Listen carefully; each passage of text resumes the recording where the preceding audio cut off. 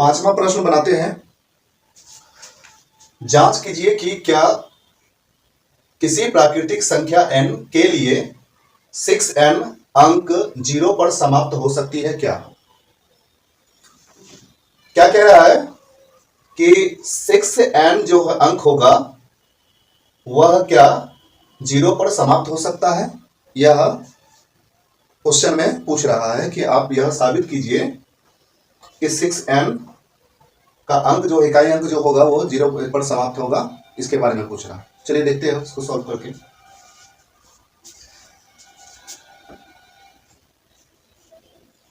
हल देखिए, सबसे पहले तो यहां पर 0 पर समाप्त हो सकती है कि नहीं, यही जो है लिखा हुआ गलत है। तो हम सीधे एक लाइन में कहेंगे कि 0 पर समाप्त नहीं हो सकती है। भाई काहे नहीं हो सकता है? तो किसी भी संख्या 0 पर अगर समाप्त होती है या इकाई अंक 0 होता है तो उसमें 5 गुणनखंड जरूर होता है। मान लीजिए कि छोटा सा एग्जांपल हम लेते हैं कि मान लीजिए कोई अंक जो है 30 है,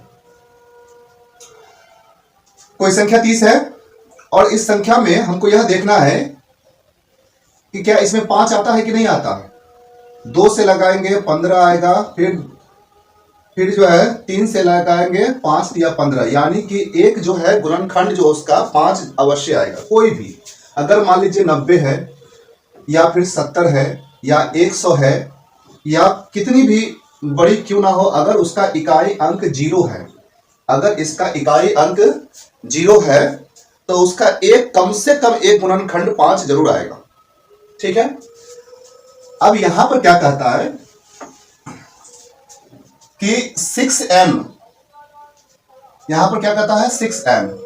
तो चलिए अब यहां से जो है अब सॉल्व करते हैं। यहां पर लिखेंगे, हम जानते हैं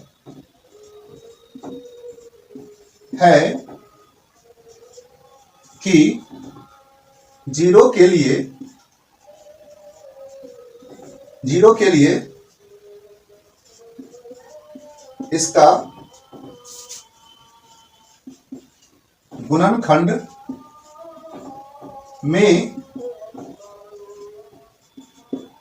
कम से कम 5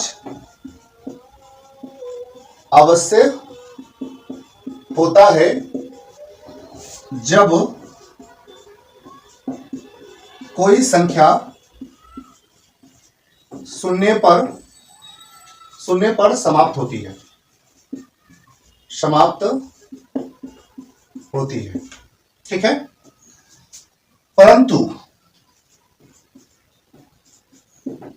परंतु यहां 6n का गुणनखंड, 6n का गुणनखंड निकालेंगे तो 6n बराबर क्या होगा 3 गुने 2 गुने 3, 2 गुने 3 बराबर 2n गुने 3n। तो इसमें आप बताइए कि कहां पर जो है शून्य आएगा। शून्य नहीं आएगा, शून्य पर समाप्त नहीं होगा। तो इसी में लिख देंगे, इसलिए 6n अंक